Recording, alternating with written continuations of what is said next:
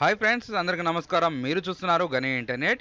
మన ration card కంటూ apply చేసుకున్న తర్వాత ఆన్లైన్ స్టేటస్ ఎలా చెక్ చేసుకోవాలి, గతంలో కానీ ప్రజాపాలనలో కానీ మీ సేవలో కానీ అప్లికేషన్ చేయించిన తర్వాత అది రిజెక్ట్ అయిందా, అప్రూవర్ అయిందా, ఏ స్టేజ్లో ఉంది, ఎక్కడ ఉంది, రిజెక్ట్ అయితే మళ్ళీ అప్లై చేసుకోవాలా, మీరు ఇంతకు రేషన్ కార్డులో మీ నేమ్ డిలీట్ చేసిన తర్వాత అప్లై చేసుకున్నారా అనే దాని గురించి కంప్లీట్ ఇన్ఫర్మేషన్ ఈ రోజు ఈ వీడియోలో తెలుసు. మీరు గనక కొత్తగా రేషన్ కార్డు అప్లై చేసుకోవాలనుకుంటే ఖచ్చితంగా రేషన్ కార్డులో అంటూ 2 రేషన్ కార్డులో నేమ్స్ అనేది ఉండకూడదండి.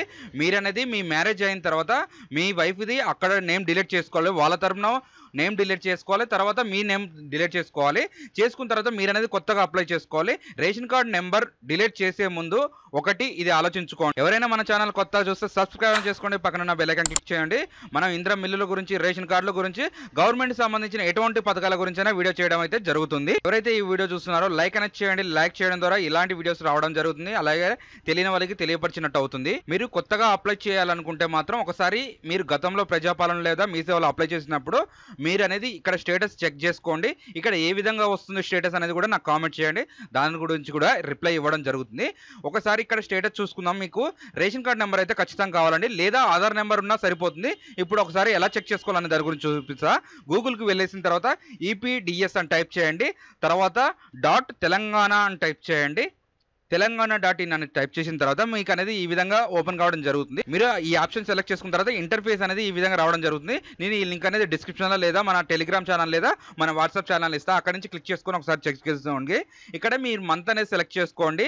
మీరు జనవరి, ఫిబ్రవరి మంత్లో ఏ మంత్ ఉన్నది అనేసి కూడా సెలెక్ట్ చేసుకోండి. ఇయర్ సెలెక్ట్ చేసుకోండి. ఇక్కడ రేషన్ కార్డ్ నెంబర్ అయితే ఖచ్చితంగా ఉండాలండి. రేషన్ కార్డ్ నెంబర్ ఉంటే మీరు ఏ స్టేటస్లో ఉంది, మీకు రిజెక్ట్ అయిందా, అప్రూవర్ అయిందా, యాక్టివ్లో ఉందా, ఏ విధంగా ఉన్నది అనే స్టేటస్ అయితే మీకు ఇక్కడ లభించడం జరుగుతుంది. మీ దగ్గర రేషన్ కార్డు నెంబర్ లేనట్టయితే మీ డీలర్ దగ్గర వెళ్ళండి, లేదా ఇక్కడ చూపించినట్టు మీరు ఒకసారి చెక్ చేసుకోండి. గూగుల్ ఓపెన్ చేసుకోండి. గూగుల్ ఓపెన్ చేసుకున్న తర్వాత ఎఫ్ఎస్సి సెర్చ్ అని టైప్ చేయండి.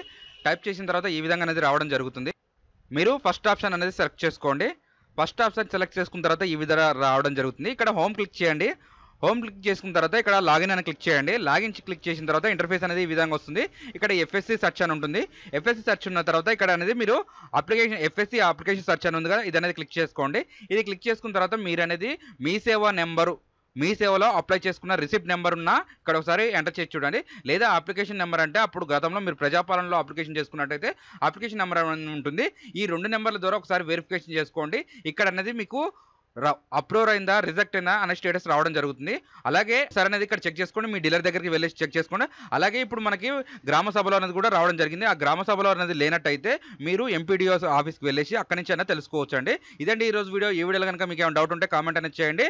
అలాగే షేర్ చేసి సబ్స్క్రైబ్ అనేది చేసుకోండి. ఇలాంటి వీడియోస్ మరెన్నో రావడం జరుగుతుంది. Thanks for